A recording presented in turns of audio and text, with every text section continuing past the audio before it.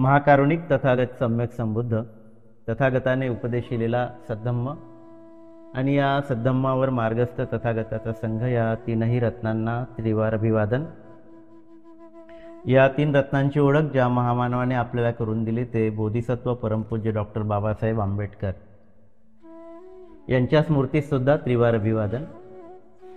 आजच्या या धम्मकक्षेमध्ये उपस्थित सर्व उपासक उपासिका, आजचं आपलं प्रकरण ब्राह्मण राजा वादासंबंधी प्रश्न। तर मला वाटतं की वाचत असतानाच बऱ्याच गोष्टी आपल्याला समजलेल्या असतील, कारण काही खूप कॉम्प्लिकेटेड असं हे चॅप्टर नाही आहे।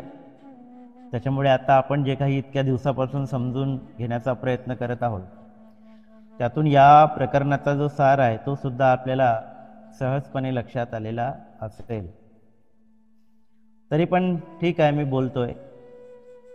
तर या ठिकाणी एका प्रसंगाला अनुसरून तथागत म्हणतात की मी दानशील ब्राह्मण आहे, आणि दुसऱ्या एका प्रसंगाला अनुसरून बुद्ध म्हणतात की हे शैल मी राजा आहे।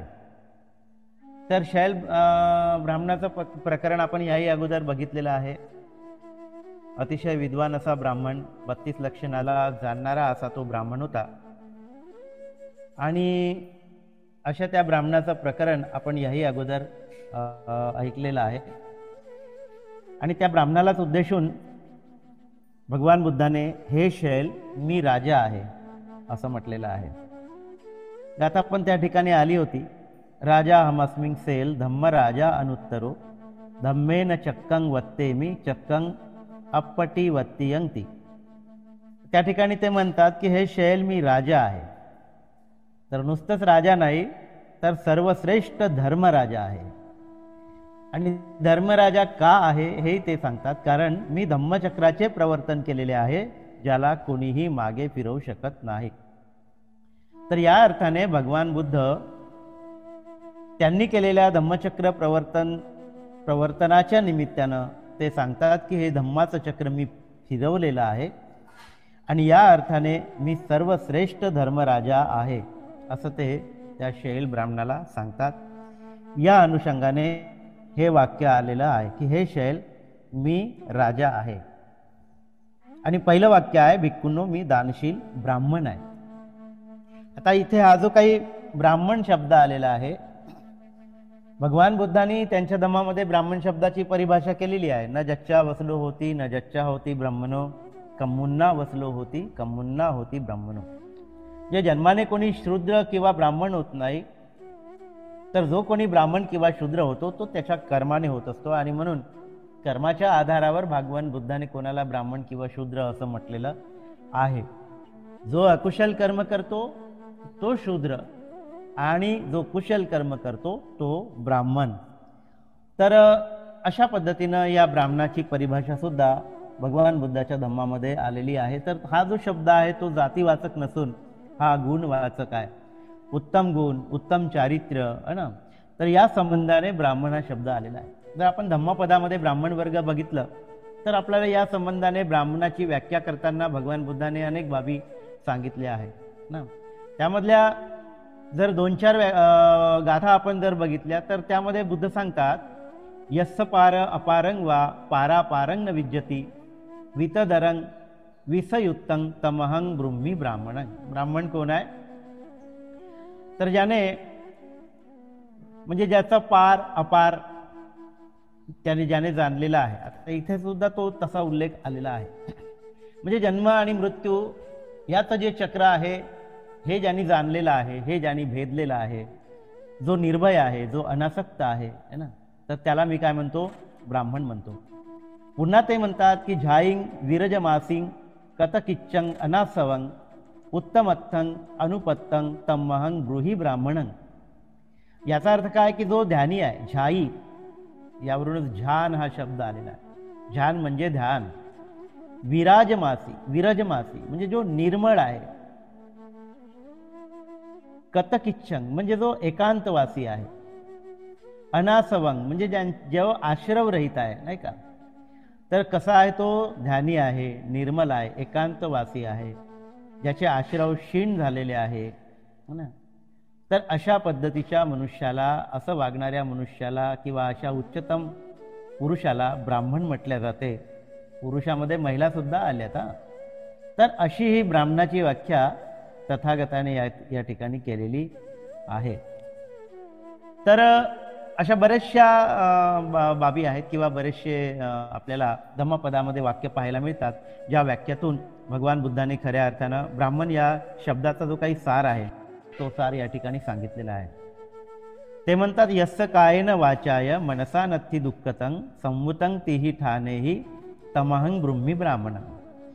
म्हणजे ज्या व्यक्तीने काया वाचा मनावर निग्रह साधलेला आहे, आपल्या काया वाचा मनावर संयम ज्याने साधलेला आहे, ज्याचे सर्व इंद्रिय शांत आहेत, याला मी ब्राह्मण म्हणतो. तर ब्राह्मणाची जी काही व्याख्या आहे ती भगवान बुद्धाने आपल्या अनेक प्रवचनातून, धम्मपदाच्या वचनातून त्यांनी केलेली आहे. आणि या अर्थाने भगवान बुद्धाने भिक्खूंना संबोधित करत असताना, भिक्खूंनो मी दानशील ब्राह्मण आहे, अशा पद्धतीची व्याख्या या ठिकाणी केलेली आहे. परंतु आता ते राजाला स्पष्ट न झाल्यामुळे एकीकडे मी दानशील ब्राह्मण आहे असा ते उच्चार करतात आणि दुसरीकडे मी राजा आहो असा उच्चार करतात. आणि वर्ण परंपरेनुसार जर आपण बघितलं तर राजा कोण असतो, तर राजा हा क्षत्रिय असतो. म्हणजे एकीकडे भगवान बुद्ध मी ब्राह्मण आहो असं म्हणत आहेत आणि दुसरीकडे मी राजा आहोत हे सुद्धा सांगत आहेत. तर हे कसं काय? म्हणजे एकतर बुद्ध ब्राह्मण असतील, नाहीतर क्षत्रिय असतील, दोनपैकी कोणीतरी एक असेल, आहे की नाही? तर दोनही कसे असणार? ब्राह्मण आणि क्षत्रिय एकाच वेळेस भगवान बुद्ध कसे असणार? तर एकतर ते ब्राह्मण किंवा क्षत्रिय असेल. त्यावेळेस ते त्यांना या बाबतीमध्ये स्पष्टीकरण देण्यासाठी सांगतात. आणि मग नागसेन भंतेजी त्यांना ह्या दोनही गोष्टीची व्याख्या करून सांगतात. आणि व्याख्या करून सांगत असताना ते ब्राह्मणाची व्याख्या सुद्धा सांगतात. आणि त्यामध्ये ते म्हणतात की हे राजा, सर्व प्रकारचे वाईट अकुशल धर्म तथागताने दूर केलेले आहेत, त्यागलेले आहेत, क्रोध नष्ट केलेले आहेत, तुटलेले क्षीण झालेले आहेत. काय तुटलेले आहेत, काय क्षीण झालेले आहेत? तर हे जे क्लेश आहे, ही जी काही बंधने आहे, हे जे काही आश्रव ज्याला आपण म्हणतो, हे तुटलेले आहेत, हे क्षीण झालेले आहेत, हे नष्ट झालेले आहेत.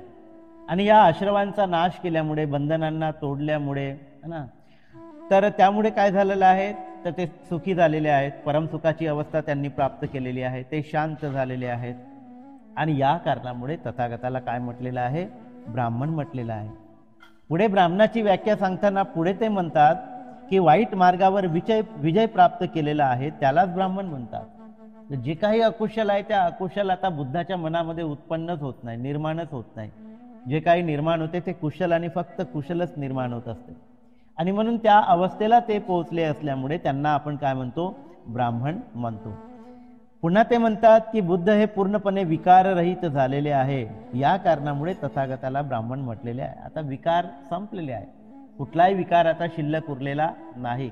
विकारांपासून पूर्णपणे बुद्धाचं जे मन आहे ते मुक्त झालेलं आहे, विकाररहित झालेलं आहे. आणि म्हणून त्यांना आपण काय म्हणतो? ब्राह्मण म्हणतो.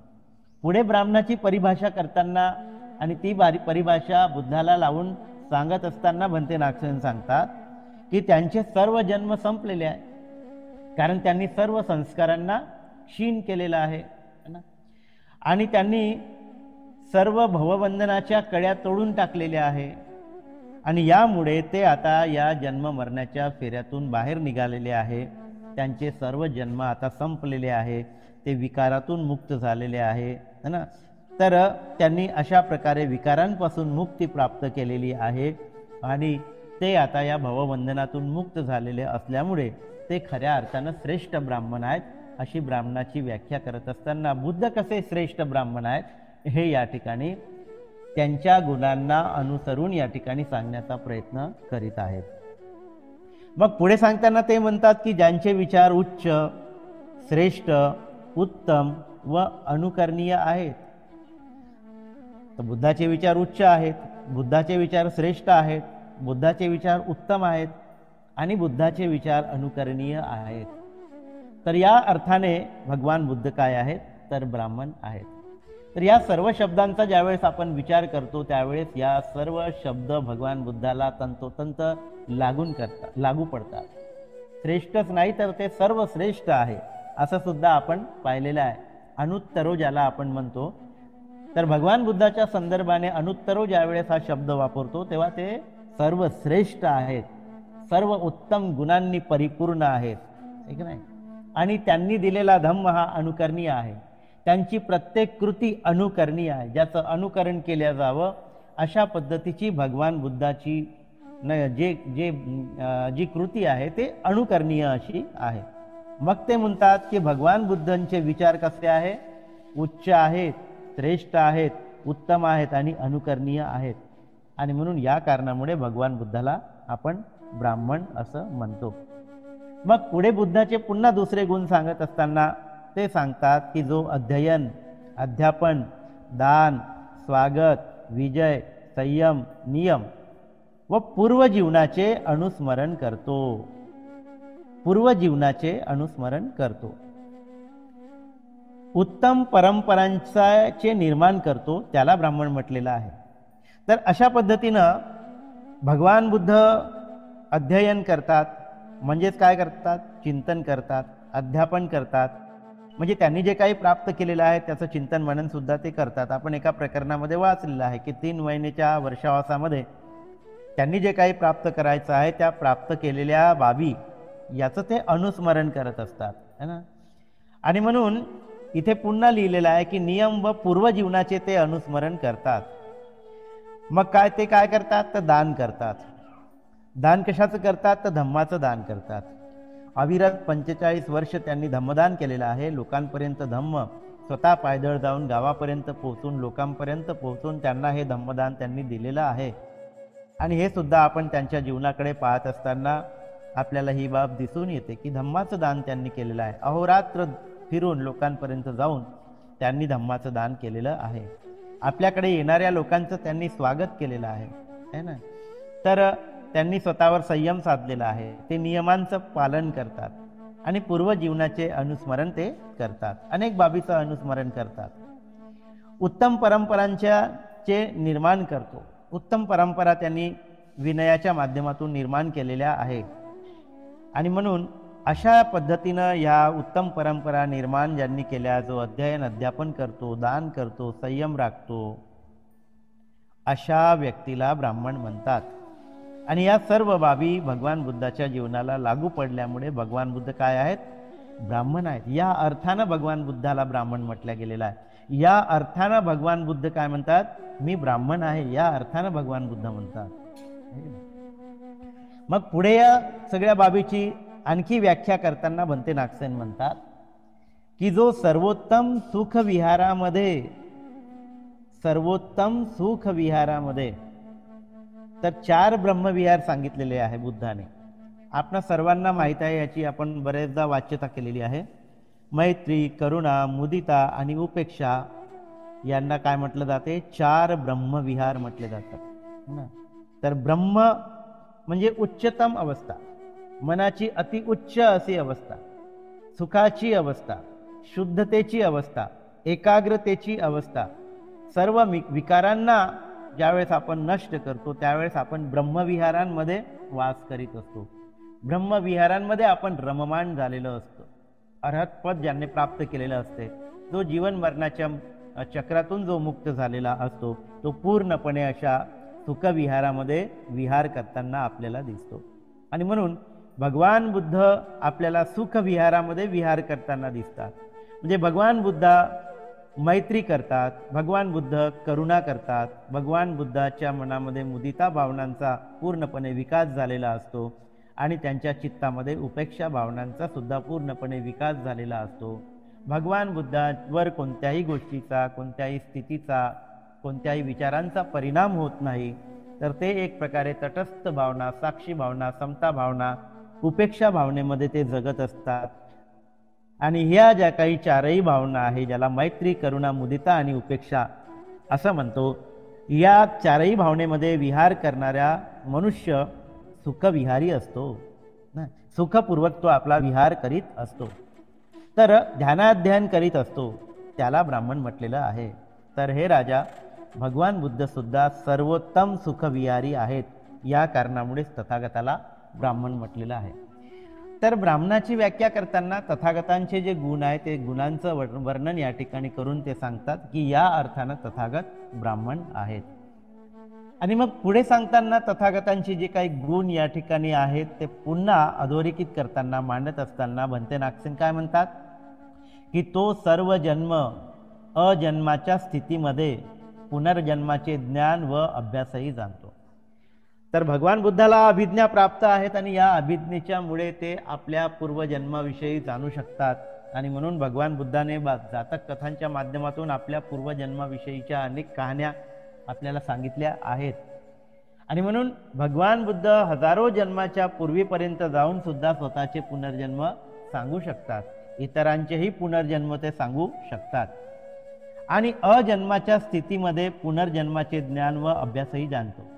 ते जाणतात की आता माझा जन्म होणार नाही, ही स्थिती सुद्धा ते जाणतात. ठीक आहे, म्हणजे मी इतके जन्म घेतले आणि आता मात्र मी जन्म घेणार नाही, या स्थितीला सुद्धा भगवान बुद्ध जाणतात आणि त्याचा अभ्यास करतात. आणि म्हणून त्यांना ब्राह्मण असं म्हटलेलं आहे. तर मग ते पुढे म्हणतात की राजा, भगवान बुद्धाचे हे नामकरण किंवा आपण ज्या अर्थाने भगवान बुद्धाला ब्राह्मण म्हणतो किंवा भगवान बुद्धाने स्वतः मी ब्राह्मण आहे असं जे म्हटलेलं आहे, तर हे काही त्यांच्या आईवडिलांनी दिलेलं नाव नाही किंवा भावा बहिणींनी दिलेलं नाही किंवा मित्रांनी दिलेलं नाही. तर ते नाव कसं पडलं किंवा आपण त्यांना ब्राह्मण का म्हणतो, तर आतापर्यंत ज्या नागसेनांनी ज्या गुणांचं तथागताला घेऊन वर्णन केलेलं आहे त्या वर्णनाच्या आधारावर त्यांचं श्रेष्ठत्व जे काही सिद्ध होते, त्या श्रेष्ठत्वाच्या आधारावर भगवान बुद्धाला आपण ब्राह्मण म्हणत असतो. तर या अर्थाने भगवान बुद्ध ब्राह्मण आहेत. पुढे आणखी सांगत असताना ते म्हणतात की तथागताने बोधिवृक्षाखाली माराच्या सैन्याला नष्ट करून भूत भविष्य व वर्तमानातील पापकर्म अकुशल धर्म फेकून देऊन सर्व प्रकारचे ज्ञान प्राप्त केले आहे, सर्वज्ञता प्राप्त केलेली आहे.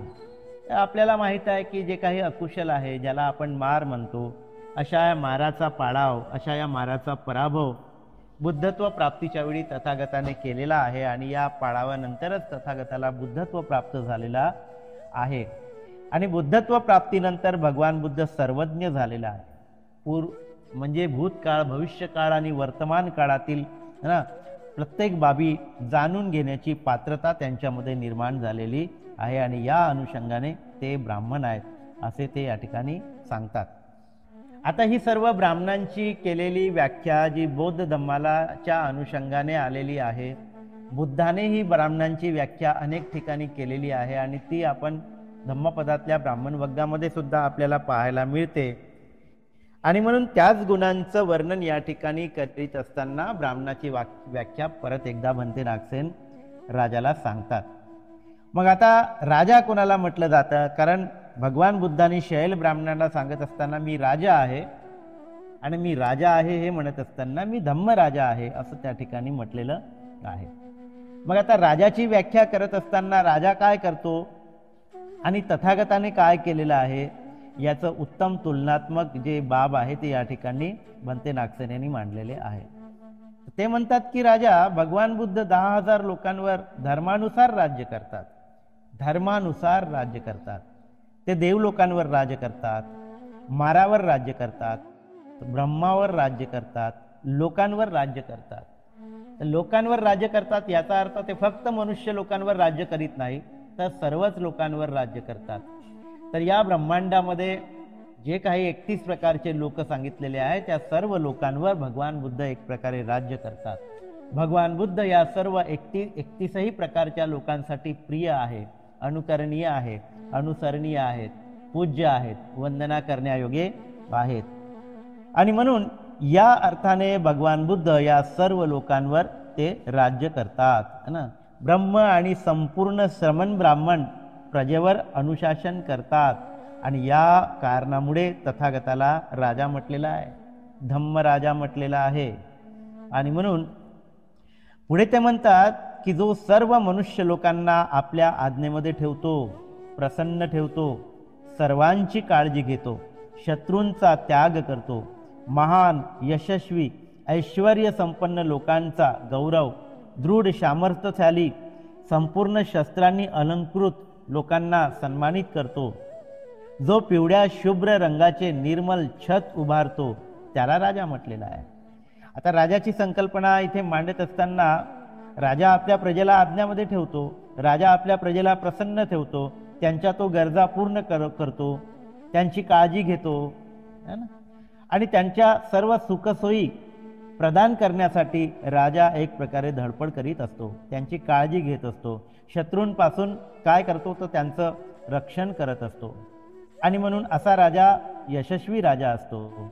अशा राजाचं ऐश्वर्य वाढत असते ना, अशा राजांचं गौरव होत असतो, लोक त्यांची स्तुती करीत असतात ना. तर तो सामर्थ्यशाली असतो, तो अलंकृतां म्हणजे शस्त्रांनी तो अलंकृत असतो, संपूर्ण शस्त्रांनीशी तो सज्ज असतो. आणि म्हणून लोक त्यांचा काय करतात, सन्मान करतात. तो पिवळ्या शुभ्र रंगाचे निर्मल छत्र उभारतो है ना. आणि तो जो छत्र उभारतो त्याला राजा असं म्हणतात. राजाच्या वर छत्र धरलेला एक व्यक्ती उभा असतो, आहे की नाही. आणि म्हणून त्याला राजा म्हणतात.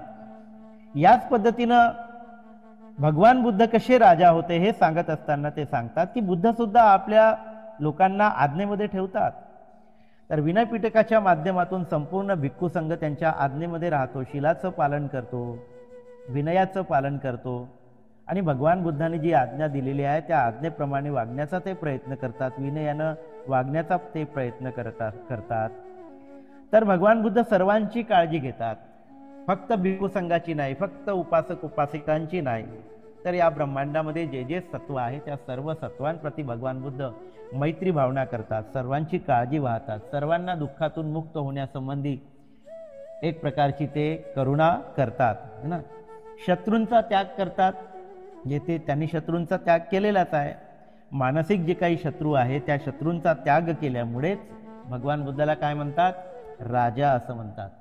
तर राजाची जी काही परिभाषा आहे ती परिभाषा या ठिकाणी ठेवत असताना एक व्यावहारिक पद्धतीचा राजा जसा संपन्न असतो तसा बुद्ध सुद्धा हा धम्म राजा आहे. आणि बुद्धाने या पृथ्वीवर धम्माचं राज्य निर्माण करण्याचा संकल्प किंवा त्या पद्धतीनं त्यांनी ते प्रयत्न केलेले आहे. आणि या प्रयत्नातून ते सर्वांची काळजी घेत असतात आणि या अनुषंगाने भगवान बुद्धाला राजा म्हणतात. तर जो भेटण्याकरिता येणाऱ्या लोकांचा आदर करतो त्याला राजा म्हटले जाते. हे राजा भगवान बुद्ध सुद्धा सर्वांना आदरणीय आहेत, याच कारणामुळे तथागताला राजा म्हटले जाते. तर प्रत्येक येणाऱ्या लोकांची ते काळजी घेतात, सन्मानपूर्वक त्यांना मार्गदर्शन करतात है ना. कोणालाही असं म्हणत नाही की आता माझ्याकडे वेळ नाही. तर अगदी महापरिनिर्वाण प्राप्त करत असताना सुद्धा भगवान बुद्धाने मार्गदर्शन केलेलं आहे हे आपण पाहिलेलं आहे. आणि जीवनभर अशा पद्धतीनं भगवान बुद्धाने लोकांची सेवा केलेली आहे. आपल्याजवळ आलेल्यांची कधीही अवहेलना केलेली नाही. आपल्याजवळ येणाऱ्या प्रत्येक माणसाचं त्यांनी समाधान करण्याचा प्रयत्न केलेला आहे हे आपण या ठिकाणी दिसून पडते. आणि म्हणून या कारणामुळे राजा जसे प्रत्येकाची फिर्याद ऐकून घेतो त्याचप्रमाणे भगवान बुद्धाने सुद्धा धम्माच्या अनुषंगाने जे काही प्रश्न असतील त्या सर्व प्रश्नांचं बुद्धाकडे येणाऱ्या लोकांचं बुद्धाने निराकरण केलेलं आहे. आणि या कारणामुळे ते राजा आहे, धम्म राजा है ना.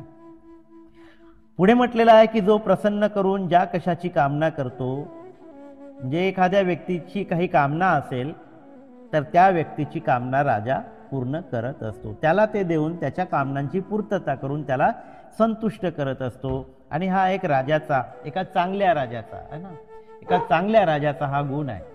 तर भगवान बुद्ध काया वाचा आणि मनाने सर्वांना संतुष्ट करणारे आणि श्रेष्ठ वरदान देणारे आहेत, त्याच्यावर मैत्री करणारे आहेत, त्याच्यावर करुणा करणारे आहेत है ना. तर सर्व प्रकारच्या दुःखापासून मुक्तीचा उपदेश करून संतुष्ट होणारे आहेत. आणि या कारणामुळे तथागताला आपण काय म्हणतो, राजा म्हणतो.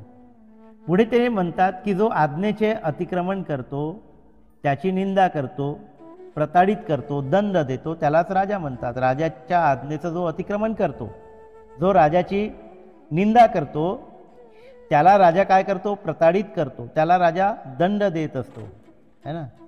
त्याचप्रमाणे भगवान बुद्धाच्या शासनामध्ये जो आज्ञेचे अतिक्रमण करतो, विनयाचे अतिक्रमण करतो, शिलाचे अतिक्रमण करतो, अशा शिलाचं अतिक्रमण करणाऱ्याला, विनयाचं अतिक्रमण करणाऱ्याला विनय पिटकानुसार दंडित केल्या जाते. हे बुद्धाचं शासन आहे. आणि म्हणून बुद्धाच्या शासनामध्ये सुद्धा त्यांनी निर्धारित केलेल्या विनयाचं एखादा भिक्खू अनुशासन तोडत असेल, त्याचं अतिक्रमण करत असेल, जो निर्लज्जपणे वागत असेल, जो अनैतिकतेनं वागत असेल, जो दुसऱ्याची घृणा करीत असेल, निंदा करीत असेल, त्याला बुद्ध शासनामध्ये तसे करण्यापासून प्रवृत्त केल्या जाते, म्हणजे त्याला दंड दिला जातो. तर ज्याप्रमाणे एक राजा आपल्या राज्यामध्ये प्रजेच्या हातून जर काही गुन्हा घडलेला असेल, एखाद्या व्यक्तीच्या हातून काही गुन्हा घडलेला असेल, तर राजा जसा दंडित करतो, त्याचप्रमाणे बुद्ध शासनामध्ये विनयाला अनुसरून कोणी जर गुन्हा करत असेल तर त्याला त्या गुन्ह्याची सजा सुद्धा दिली जाते. हे बुद्ध शासन आहे. तसं करण्यापासून त्याला परावृत्त केल्या जाते आणि या कारणामुळे भगवान बुद्धाला राजा म्हटलेलं आहे. पुढे सुद्धा ते म्हणतात की धर्मसंस्थापकांनी राजांनी घालून दिलेल्या परंपरेनुसार, न्याय धर्मानुसार राजा राज्य करतो आणि प्रजेला प्रिय होतो. प्रजेला प्रिय होतो. तर राजा कसा असतो? प्रजाहित दक्ष असतो. तर जे काही धर्माने नियम घालून दिलेले आहे, विनय घालून दिलेले आहे, धर्माची जी काही तत्व आहेत त्या तत्वानुसार, आपल्या परंपरेनुसार राजा काय करतो? तर न्याय निवाडा करतो.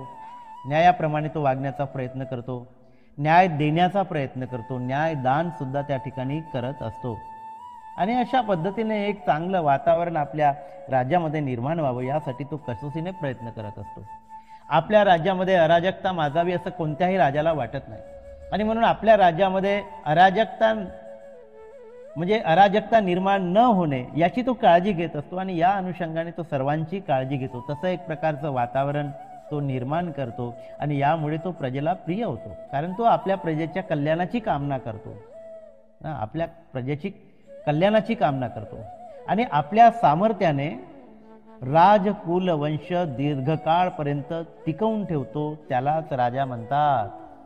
राजकुल वंश दीर्घकाळपर्यंत टिकवून ठेवतो. ही परंपरा राजे लोक जोपासतात हे आपल्याला दिसून पडते. तर भगवान बुद्धाने सुद्धा काय केलेलं आहे? तर राजकुल वंश दीर्घकाळपर्यंत टिकवून जसा राजा ठेवतो तसं बुद्धाने यापूर्वी होऊन गेलेल्या बुद्धाचं शासन टिकवून ठेवलेलं आहे. नाही का? बरोबर आहे की नाही? यापूर्वी जसं बुद्धांनी शासन निर्माण केलेलं होतं त्याच पद्धतीचं शासन भगवान बुद्धांनी निर्माण केलेलं आहे. आणि ही बुद्धाची जी काही परंपरा आहे ती बुद्धाची परंपरा शिलाच्या माध्यमातून, विनयाच्या माध्यमातून भगवान बुद्धाने टिकवून ठेवलेली आहे. ही बुद्धांचीच परंपरा आहे. एस धम्मो सनातनो या अर्थानं म्हटलेला आहे. एस धम्मो सनातनो हा सनातन धर्म आहे आणि तो प्रत्येक बुद्धाने आपल्या काळामध्ये निर्माण केलेला आहे, परंपरा निर्माण केलेल्या आहे, विनय निर्माण केलेला आहे.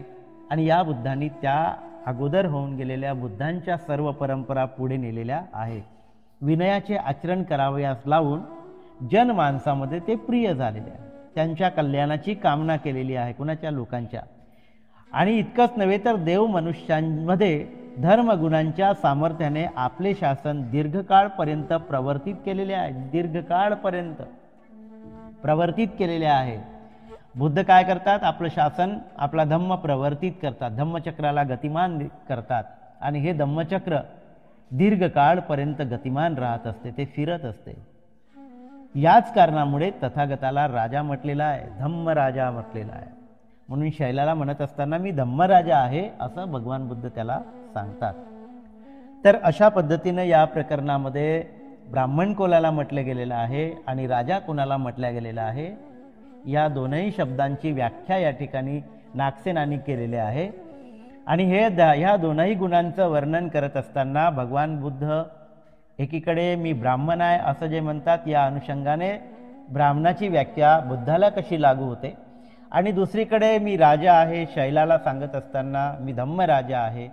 तर राजाचे गुण आणि बुद्धाचे गुण याची तुलनात्मक मांडणी करीत असताना बुद्ध धम्मराजा कसे आहे हे सुद्धा या ठिकाणी म्हणजे याची सुद्धा व्याख्या केलेली आहे.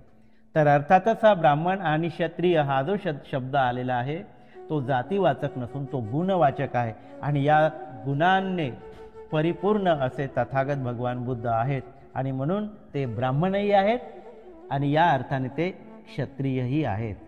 तर ही बाब या ठिकाणी अत्यंत सुंदरपणे बनते नागसेनांनी मांडलेली आहे आणि ती बाब आपणही समजून घेतलेली आहे. तेव्हा आपण ब्राह्मण बनण्याचा प्रयत्न करायचा आहे, आपण क्षत्रिय बनण्याचा प्रयत्न करायचा आहे, या अर्थाने की ब्राह्मण आणि क्षत्रियांचे जे जे गुण या ठिकाणी सांगितलेले आहे ते गुण आपण स्वतःमध्ये आत्मसात करण्याचा आपल्याला कसोशीनं प्रयत्न करायचा आहे. तेव्हा या अनुषंगाने ह्या बाबी ज्या अतिशय महत्त्वपूर्ण बाबी आहे, विशेषत्वानं गुणांच्या अनुषंगाने ज्या बाबी आलेल्या आहे, आपण या बाबीकडे लक्ष देऊन त्या गुणांना आपल्यामध्ये कसं आत्मसात करता येईल याचा बोध जर या प्रकरणाच्या माध्यमातून आपण घेतला तर आपण हे जे काही वाचन करत आहोत, पठन करत आहोत आणि या बाबी समजून घेण्याचा प्रयत्न करत आहोत तर यातून खऱ्या अर्थानं आपल्या धम्मजीवनाला अधिक गती मिळेल. या अनुषंगाने मी एवढेच बोलतो. आपण सर्वांनी शांतपणे श्रवण केलं त्याबद्दल आपल्या सर्वांचं सुद्धा पुण्यानुमोदन करतो. इथेच थांबतो. नमो बुद्धाय. जय भीम.